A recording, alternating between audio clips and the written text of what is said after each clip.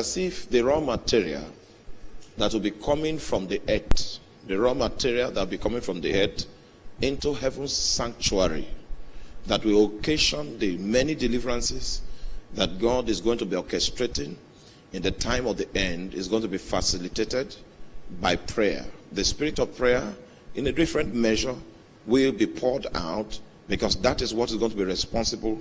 That is our own aspect of the partnership. You see, when you are living a life that is totally dependent on God, and if anything will happen, it will be by God, you will take prayer seriously. But if you have other alternatives of how to get by, your prayer will be an alternative, it will be a good Christian culture. It will not be something you live on, you survive by. But when we see the volume of prayer and the way prayers are administered in the heavenly sanctuary, you will find out that so many other things are happening. But what is ascending into heaven and occasioning an intervention? What is ascending into heaven and mingling with the intelligence of the priesthood that is overhead to provide support, to provide sustenance in these days of the end, is going to be facilitated by prayer. Now, we have a situation. Are you with me? We have a situation where the average believer is not fluent in the place of prayer. Such a believer will naturally naturally hope that, okay, the helicopter principle is going to be our saving grace. We'll just helicopter. That's his natural disposition. He's naturally going to fight anything that suggests otherwise, because his security is not guaranteed. You see, I would like us to take your time when you get back home and see the volume of prayer that moves things.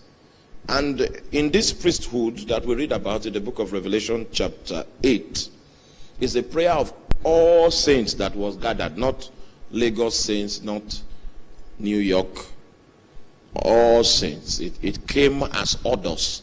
And there were vessels in that sanctuary that were used to measure, to store prayer. There were several things that God will not do until prayer gets to a certain level. The resource that we see earth producing, manufacturing lavishly in partnership with God in those days, is meticulously and consciously provided in the spirit of prayer. Revelation chapter 11 verse 18.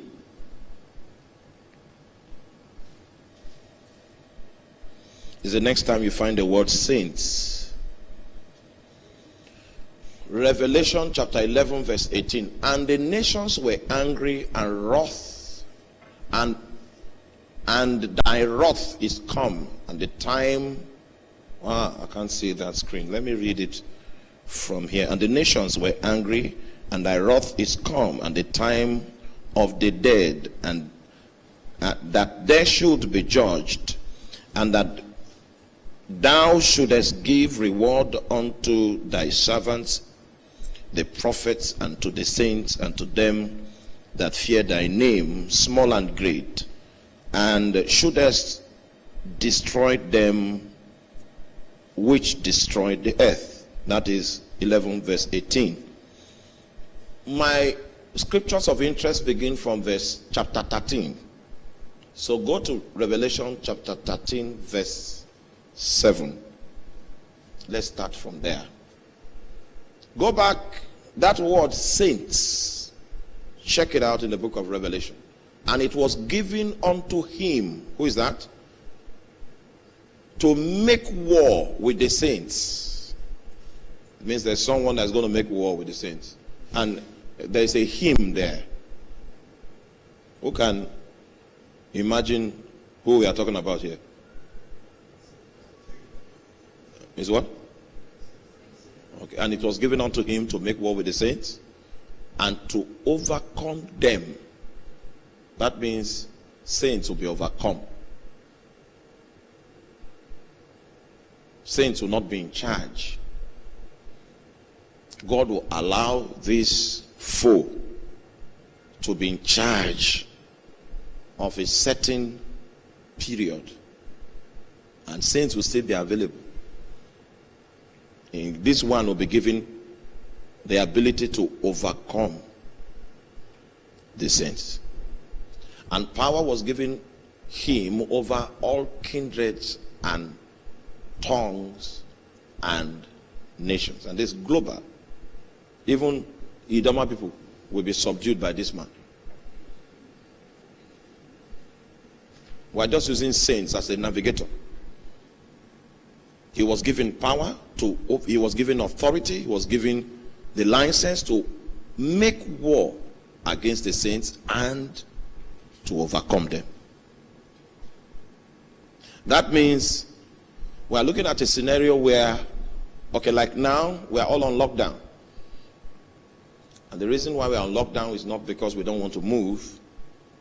In fact, we never knew government was this strong until now.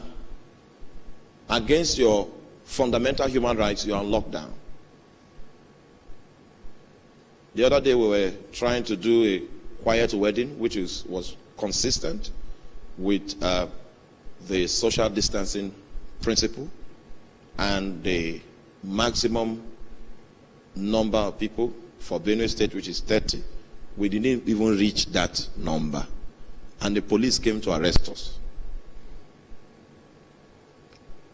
One of our pastors had to submit himself for arrest before we continued the wedding and finished. Meanwhile, what are we doing? They came into the hall and saw that we're socially distanced and that there was no crime according to the law. But someone was arrested. The person that was arrested did not leave home with the knowledge that he will be arrested. And this is not happening in our dreams. It's happening live. Meanwhile, this enemy has not been empowered to overcome the saints yet. The social distancing, just 14 days was lockdown, 14 extra days was added. Just 14 extra days. And the pressure and the hunger was on the high side that even noble men became armed robbers. A trolley, a truck of foodstuff was passing by and they invaded it. That's just 14 days of lockdown. I'm not saying nobody's pointing a gun to your head and say, deny Jesus, and then we'll just lockdown. That shows our level of resilience. In this church, this utopian church, where the ultimate gospel is heaven on earth, and nobody understands the dealings of God as it has to do with his kingdom, and that's the ultimate revelation of God, is how God rules, is what God has chosen, is what God has ordained. Your faith can't change it. Your prayer can't change it, because the will of God is superior to your prayer. This is just 14 days additional lockdown, and from the figures that we are seeing, there's a likelihood that it's still going to be extended. And the season we are talking about has not yet come. But it is easier for the liberal to think that, oh, things will be in conformity with my expectation because I cannot survive that. Your condition was not put, you see, the kingdom, the program of God is superior to your issues. Are you with me? Okay, if we are saying that, oh, we were born at a time where Christianity is no longer challenged. I was there with some Redeemed pastors and they showed me the dead bodies of members of Redeemed Church in Maiduguri that refused to deny Jesus and they were killed. Because the people that came wanted to get them to denounce Jesus. They said, no, if that's the contract, any other thing we can do, we are willing to suffer, we are willing to be carrying concrete for you, carrying water for you. But if you are saying we should deny our faith, that is impossible. And they were killed. They were showing me. I couldn't pick the pictures. I couldn't look at it. This is not happening in our dreams. This is real. We have already had a taste of this kind of situation in Nigeria, and we are still having it now.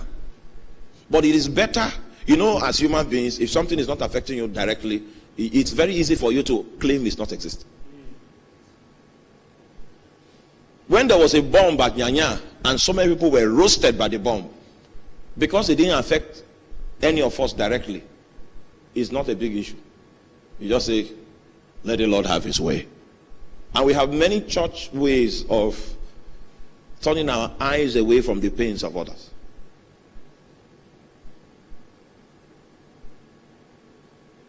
And the death toll increases. The people that Corona has infected are not, the number is not equal to the people that have died by the hand of Boko Haram.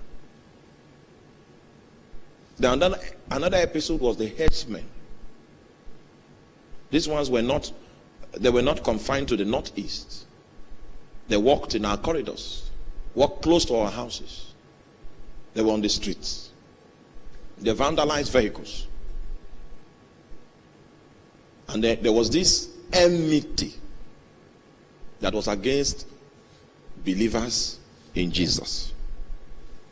These are little tribulations that are coming. These are not persecutions, these are tribulations. And these are the beginning of sorrows.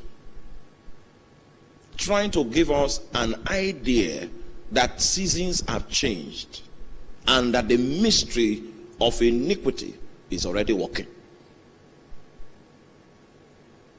Imagine, I don't know what nation is that. They already have a law that it is compulsory for everybody to use that vaccine even before the vaccine. Well, Denmark, they already have a law that everybody must use that vaccine even before the vaccine was manufactured.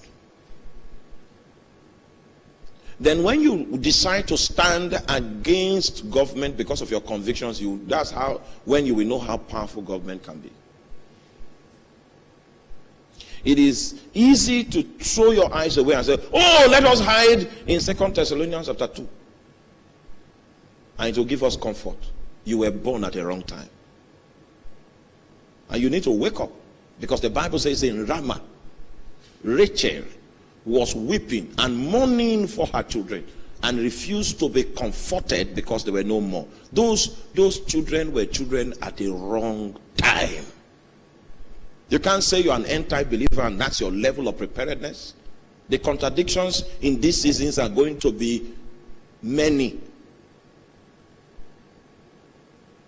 And then our faith, if indeed we have conviction, many more times will be tested in the area of our loyalty to Jesus.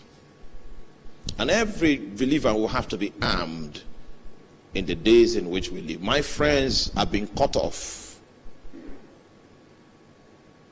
from the Northeast terrorist movement just because they say no, say something else, I will bow to it.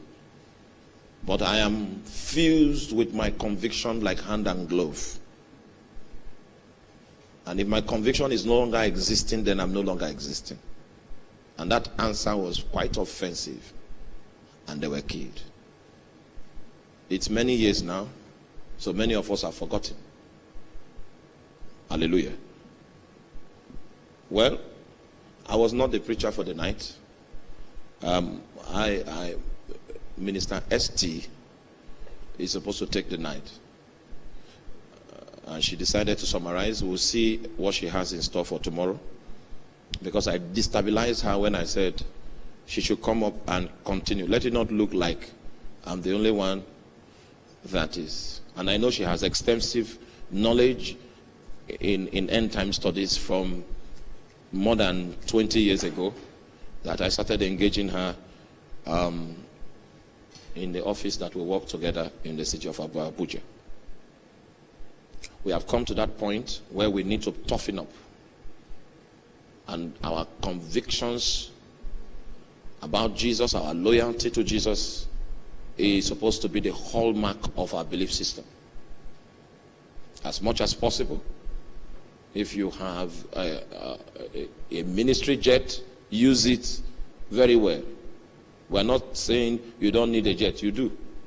If we want to cover Africa and the time is short, we need to employ technology, we need to get some assets to be able to deploy God's mission. But at any point in time where the assets and the things that are available become part of our status symbol, we sell it to sell our image, we are already part of Babylon. We are already